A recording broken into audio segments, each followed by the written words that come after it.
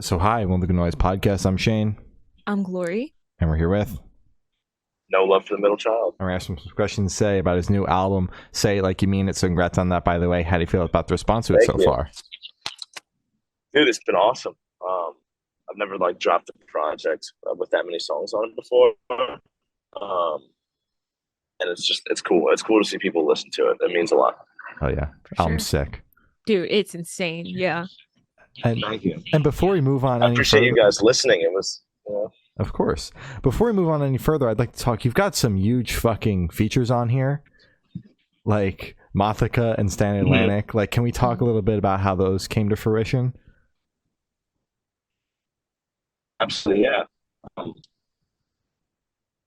should I do? I can do the Stan Atlantic one first. Sure. I can kind of knock it Yeah. out one by one. Yeah. Well, that song, do you guys know Zero 0936? Mhm. Mhm. Yeah. Well, he's also a Philly boy. We came up together. I've been producing all of his music for 6+ years, I think, at this point. But we had this hook from 4 or 5 years ago that was my friend's hook. And then I went on tour with Stan Atlantic and met them, and I started messing with the beat a little bit because we always liked Zero's hook, but didn't know what to do with it. And he's a little heavier, and then something just clicked, and I was like, I should just ask Bonnie to be on this song, and it was perfect. And it's funny because it's not like a song about friendship, but it's called My Friends, and it's just a bunch of friends in a song. Oh yeah. Yeah. Perfect. So that was and that was way different from Nightmares, I guess, because Nightmares, I did a session with this producer Ian Walsh, and we made the beat and wrote the hook with this dude Pat Mansell also for Nightmares. But we pitched it to Mason, so it was going to be Mason's song. He kind of versely left me on the hooks. We were kind of like, we don't know what's going on. So I hadn't met him at that point, and then maybe 4 months went by, and we just sent it to Mothka out of nowhere. We're just like, let's just see if we can add new wings to the song, and then she absolutely just killed it. She brought it to a whole new level. So now we got to put this out. Oh yeah, that's sick. That's crazy. It was just a shot in the dark. Very roundabout way. Yeah, a shot in the dark, a very roundabout way that I've never done a song that I've intended to give to someone else before. So that was the first time, which kind of makes me now think about what that is. I'm not sure, but it makes me think. Perfect. So is there any meaning behind the album title or cover art? Yeah, for sure. So say it like you mean it, I guess, is a line in one of my personal favorite songs on the project, which is Pretty Little Lies. And that song is just about, when sometimes you just can't handle the truth and you want someone to just tell you something to make you feel good in the moment. And this project, I feel like, is a lot of personal stories about my friends and me and relationships I've gone through and stuff. And I feel like we're all very stressful people. So sometimes it's just you just want the truth. You know what I mean? You want to be told something like they mean it, even if it's not true, I guess. So I guess it's not about the truth, it's just about, just gotta say it with your chest. That's the whole thing. That's the whole project. It's just a lot of songs about that, I feel like. Makes For sense. sure. The cover is just, I don't know if there's any significance behind that. It was just a fun, it somehow worked out to Right. fit That's good. Mhm. Oh yeah. So can you tell us a little bit about your writing process for this album? Yeah. It was kind of different than what I expected because I wasn't really thinking about making an album when I started it. Mhm. And I initially honestly was gonna put out, there's a song called Dead Man Walking on there, there's a song called Pretty Little Lies, and then there's Nightmares. I was gonna put those three out together. Um, just a short EP because I've always done 3-song EPs, and then I just kept making songs that kept all kind of fitting together. Um, Probably when I made Out Loud, the song Out Loud on the project, I was like, whoa, I need to make this song fit with these 3 songs. And then that's when it kind of started becoming an album. Mhm. Um, but I think this process was different because I came from, I produced for a lot of people, and I make a lot of beats. but I started by writing stuff in my room alone with no computer, just like a keyboard or a guitar or a cello. And I kind of got back to that with this project. So it was nice. This was kind of like a blast from the past making this. Yeah, it definitely comes through on the project because obviously you've got your fully produced songs, but there's a handful of songs on here that are very much just like you and acoustic guitar, and like it's just Yeah. Yeah. That's always my favorite. You know, honestly, like I've been trying to do this in sessions with other artists too, but you know, if you write the song fully with one instrument, you can decide what happens later, whenever, you know. Yeah. There's so many. I feel like a lot of people kind of make songs like that because it can just have any voice to it. Like anybody can do the song if you just know it's a good song. There can be any beat, you know. And yeah, that's what I try to do on this album, I guess. Absolutely. That's sick.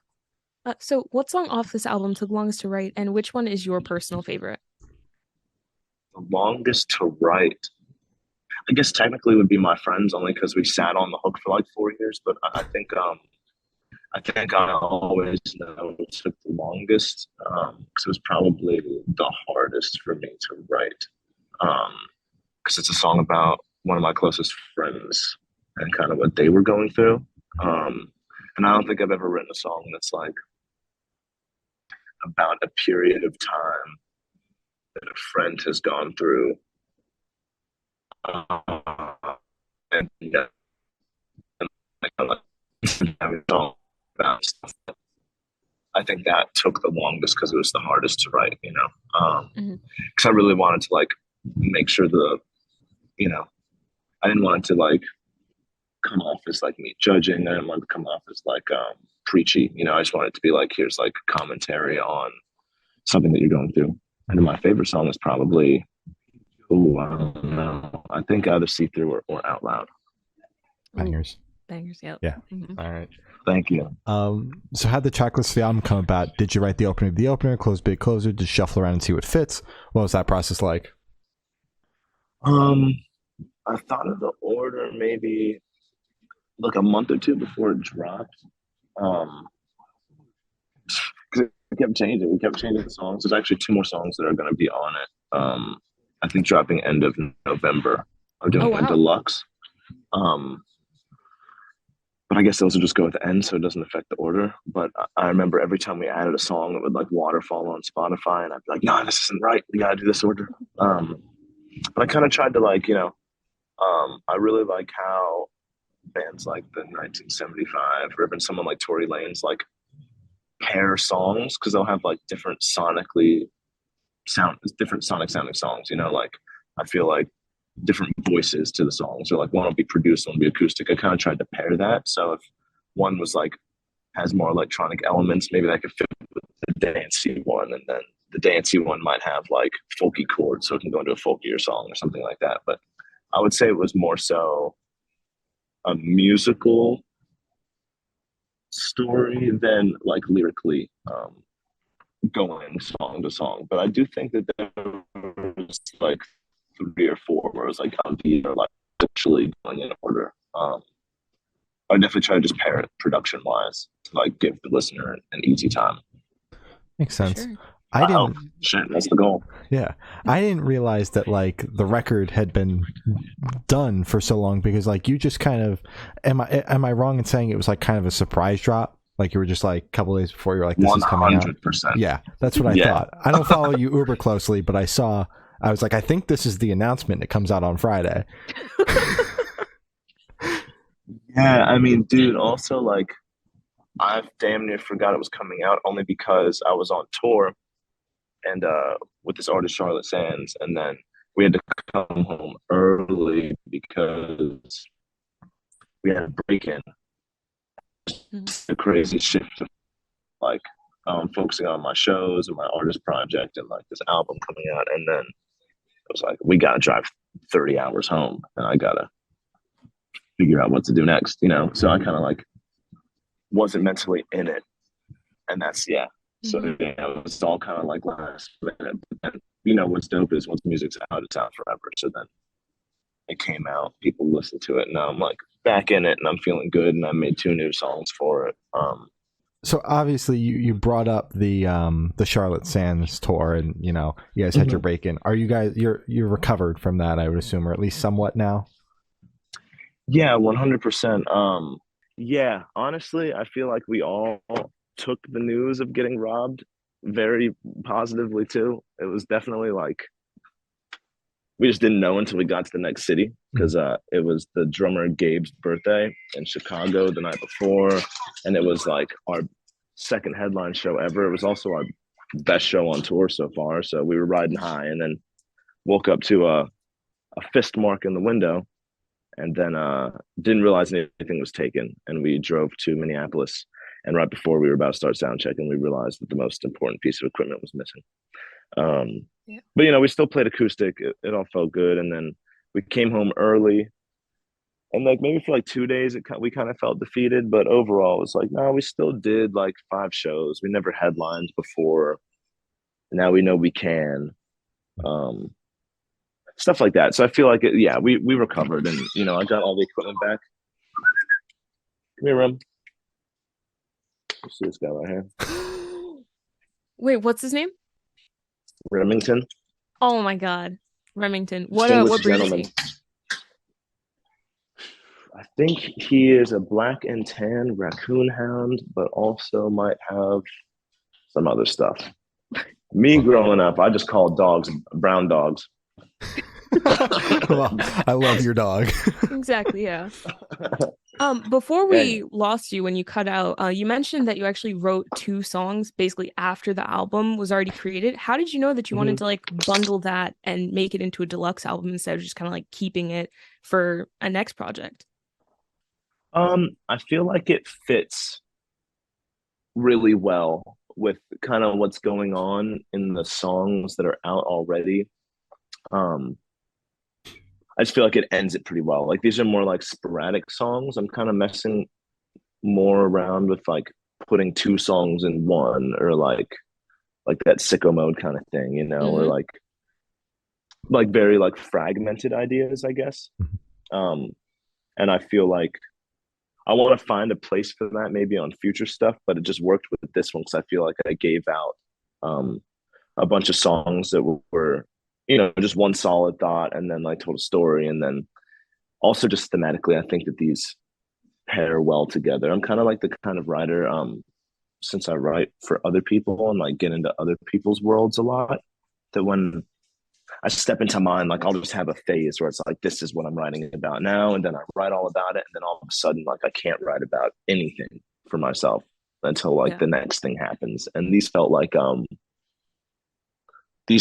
they fit in with everything that I was talking about on this project. So I guess just putting everything in this phase of time. That makes sense. For sure. I'm excited for you guys to hear these 2. One of them is like a banger, and then another one is definitely interesting. I want to definitely hear what y'all think about it. All right, I'm stoked. Okay, you got me intrigued. Okay. Yeah. So would you be able to tell us where your headspace is at while you were creating this record? Well, it's kind of all over the place because Pretty Little Lies and Dead Man Walking were written during the pandemic when I moved back to Philly from LA. My roommate now out here, I got him to move to LA, but Gabe, who plays drums when I play live, we wrote those songs together. And that was like the first 2 songs that I like really collabed with someone other than like Zero before on one of my songs. And we were in bands in middle school, so it was kind of like that was a blast from the past in its own way. So those songs were in a way different mindset than like the rest, because then like I went to LA with all the Philly roommates. Now I still live with the same roommates, and like just like the rest of them were kind of written in my room, or like just like long processes of like Out Loud was, I had like 8 lines, and I just like made the whole beat and kept messing with the beat, and then didn't write the rest of the words until I was like, this beat is bananas. I gotta think of more lines. Yeah. I think I literally just said "sounds fucked up" when you say it out loud like 400 times on that song. and then the beat said, like crazy. That's all you need. That's all you need. Exactly. Sometimes that is all you need. It's crazy. So how do you recommend your fans to listen to this album for the first time? Should they do it in the car with friends and like with headphones on? Is it a workout album, party album? What do you personally recommend?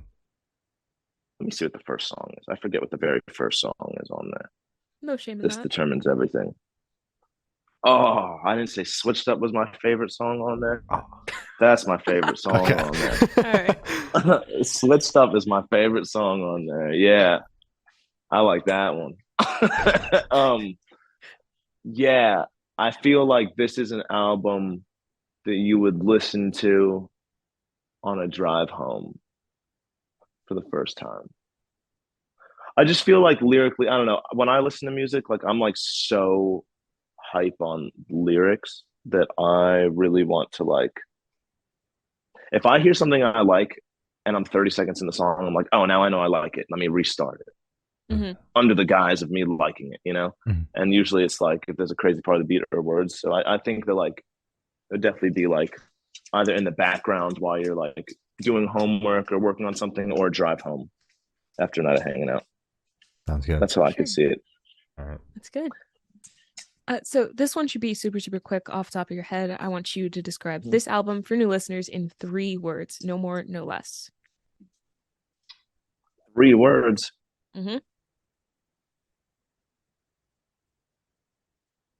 Bangerful. Slaptastic. God damn.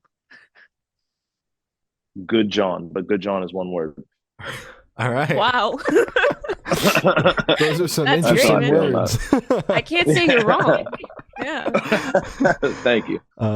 So in that same train of thought, is there a certain feeling or emotion you want listeners to have while going through the album? Certain emotion. No, I wouldn't say a certain emotion, because I think that like whatever someone's feeling, they'll find something hopefully within one of the songs. I feel like, as I said earlier, like a lot of the songs are like random stories about like me growing up and my friends growing up, and maybe there's something someone can relate to in there if they're sad or if they're like, you know, coming into themselves or something like that. So I feel like there's not one emotion, just whatever, however someone's feeling, and then hopefully they can connect to something on there. For sure. So There's what a is your favorite? whole, Oh my God, there's a cat too? and there's a pit. And a pit. Another dog. What are their names? Zero the cat, who's also ginger like my friend Zero, but I met this cat before I met the human. And then Sin is the pit bull. Oh my God. So many animals. I love it. Dude. There's a lot going on. I'll be the first to say it. It keeps things interesting. Yeah, I mean, we have a 5th roommate now, and he has the pit, so it's pandemonium now. All bets are off. So what is your favorite memory that you made while creating this album? Favorite memory made? I think it would have to be excuse me, sorry. Probably See Through, the last verse, the very last verse on the project. That was the last thing I made, because also See Through was a pretty old song. It was probably like 2 years old. Because it was about when I like recorded rappers in Philly in my mom's attic and just like had a way different lifestyle, I guess. But then the 3rd verse was like me reflecting on all of that, because I feel like no one really knows anything about me. You know, I'm also not known at all. So it's like, here's my chance to like not lyrically say a story, just deliver lines at someone. And I remember I was with Chop, who DJs for the band, and he's like been around for all the hip hop stuff that I've done. That's how I met him, because he's a DJ himself and just like kills it. And I don't know, just like looking back, it was kind of like a reflection thing of, you know, you always want to be farther, and like the more you progress in life, the more what you want changes. So it never feels like you really reached this goal, I feel like. But to be able to reflect with a friend who had been there through all of it, kind of be like, yo, this is where we came from. I don't know. That's my favorite memory. I'll probably remember that forever. That's awesome. Oh, Hell yeah. that's a very good memory. Yeah. So picture this: you're on tour. You're at a gas station for a rest stop. What is your snack of choice? The gas station, that gives me PTSD. All the gas stations I brushed my teeth in outside. Oh, Fun fact: you realize how little water you really need brushing your teeth when you do it with a water bottle outside. It makes me realize, like, damn, I waste so much water using a sink. I should just always use a water bottle. exactly. Fair enough. My snack of choice, though, well, I just gave up Subway after the Stand Atlantic tour because I had it too much and now I hate it. Yeah, rightfully but- so. Subway sucks. Sorry. I want to try Yeah, I Subway fuck so with Jimmy bad. John's, Wawa. You never Wawa. had Subway? Well, No. I'm in New Jersey, 5 minutes away from like the original Jersey Mike's. So everywhere is Jersey Mike's. There is not a Subway within 20 miles. So when I go to Pennsylvania to Yeah, see my that's partner, true. they won't let me go to Subway because they're like, it's gross. I'm like, but I want to try it. Why can't we just go? It is gross, especially if you got a New Jersey Michaels around the corner. Yeah. And also, Jersey and Philly just have good hoagies. Like Wawa is good, but it's not like a good hoagie. You know, we got Mhm. fucking my man Timmy D's near my mom's old house. He hooked it up proper. He had the jerk chicken lunch meat. That was a Ooh. next level flex, a That next sounds level good. situation. Yeah. But my snack of choice would probably be, I don't know. I usually get the jalapeno kettle chips. Oh, It's good. that's very good. Yeah, I'm weird though. Like I'll get a Fig Newton Oh, random. I know I suck. It's weird. And then That's I'll not also good. get like, I think it's from being vegan growing up. I just like my snack choices are just askew. Mhm. They're just all over the place. You know, I might get like some apple crisps. Okay, that's good. Yeah. I Okay, like I'm winning you apple back. crisp, Eye, yeah. blah. Yeah. Yeah. I mean, Fig Um, Newtons though. That threw me for a loop. Yeah, I did it on the plane the other day, and I was eating them. And I was like, this is lackluster, to say the least. Yeah. But I still Yeah. got it, so I got to own up to it. Yeah. of No, course. just go for like a Nutri-Grain next time. Those are better. I do like some Nutri-Grains. That's true. But what flavor? The apple? What are we talking? I'm pretty sure there's the berry one. Isn't that a flavor? I can't remember. Always right a now. solid choice. Oh, A yeah. solid choice.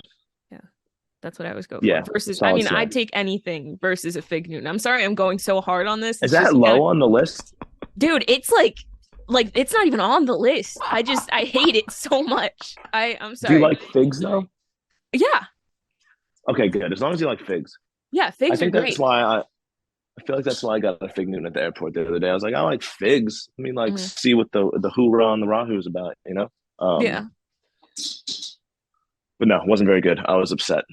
yeah. And then I ate Rightfully a bunch so. of fudge M&Ms and felt sick. But it's all Yeah. good. I mean, after a Fig Newton, I'm going so in on this. I'm sorry, man. You triggered something No, like you're deep good. inside of me. I forgot how much I hated them. I'm sorry, man. But No, it's all. I don't eat them often.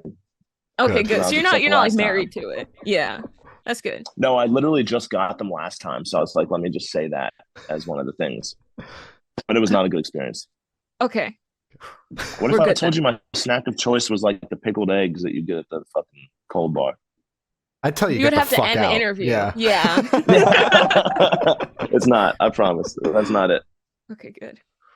So Could on the never be. topic of food, if your project was a dish, what dish would your project be and why? Probably my go-to meal that I like to cook, and that is 3 cheese ravioli with sausage and an aglio sauce. Hmm. And I say that because 1, it's delicious, and 2, because you make it all in one pan, including the sauce. Good things take time, and this project took a little time. There are some alley-oops, there are some curves around the way, you know, some adjustments that had to be made, but it all comes from the same place. And I'm Italian, so I gotta get some Italianness in there. Hell yeah. Perfect. So for the last couple questions, going to shift completely away from music and go straight to death row. Boom. So if you're on death row, what would Let's your go. last meal be with a drink? Oh my Lord. I really like water. I hate to say it. That'd probably be my Okay. last drink. I would hate to have heart palpitations right before dying That would suck. Yeah. with too much sugar, yeah. Mm. But my meal, I don't want to half-ass it, but I just feel like I've been liking curry so much lately. But that can't be. I can't just pick a generic curry as my last meal. That's fair. Yeah. Maybe the Christmas meal that my family has. We do angel hair pasta in this sauce, and then I fry up a bunch of fish, some smelts, some Mediterranean fish. I would say that's the meal that I would go out with. That's good. That sounds very good. And then obviously there's tiramisu at the end. Oh, yeah. Yeah. That's my favorite dessert. Oh yeah, tiramisu rocks. Tiramisu rocks. Okay, good. I won you back. My family makes a new tiramisu. Perfect. I made it like a week ago. It was really good. Yeah. So Oh, tiramisu. amazing. You got Yeah. the lady fingers and stuff? Oh hell yeah, I man. love those. Yeah. I like to dip amazing. them in coffee too. The whole nine. Exactly. Also, the Stella Artois cookies. I don't know if you've tried those either. I've not. Those are. I really like those. They kind of look like lady fingers, but they're like thicker. They're like they have like a round edge. Oh. But I love them. They're so good. I think it has that anise flavor. With some Gotcha. pizzelles and stuff like that. But Yeah, I love it. Big fan. Okay, I'll have to look for those next time. Hell yeah. For sure. Oh yeah, you gotta let me know if you hate them. Oh, I will. Oh, I will. Now I need to know. So if you could live in one fictional world for a week, where would you live? I would live where those dudes from Avatar lived. The blue people. Oh, Pandora. That look lovely. Probably a few months prior to when those dudes came and tried to ruin everything. Yeah. Probably when it was more chilling. Yeah. Mhm. I'd like that. Sounds It's a good. good pick. Oh, Very yeah. good pick. So I have the honor of asking the last question, and every single person that we've spoken to have said that it is the most important question. What's your favorite color? I'm a green man. Do you have a shade of specific green. shade? A specific shade of green. Now we're talking. I'd say more of like a earthy, deep green than a bright green. This dude is leaning all the way up on me. He has to get away. Yeah, deeper earthy green. Big fan. Brings me happiness. That's For good. sure. I shan't lie. Hell yeah. Mhm. So as I said, that's all the questions you have today. Is there anything that you would like to plug? I mean, the deluxe, yeah, I guess 2 more songs are dropping next month on the same project. And then from there, I don't know. I'm just going to keep dropping a lot of songs all the time. I realize that's like the thing that I do, you know. Some people are really good at social media. Some people are good at jumping rope. I just make a lot of songs. I'm going to drop a lot of songs all the time. So after these 2, hopefully I'll do another 5-song EP at the top of the new year. And then I'll probably do another 5-song one in spring and just kind of keep it going. Love it. Holy shit. You don't sleep. Yeah, I got to start. God, man. Maybe that Yeah, should be the New start. Year's resolution instead of an EP for every month. Yeah, right. To sleep more than like 5 hours. I'll try. That'd be good. Yeah. Well, thank you for sound. There's been no love for the middle child, and we have been the Good Noise Podcast.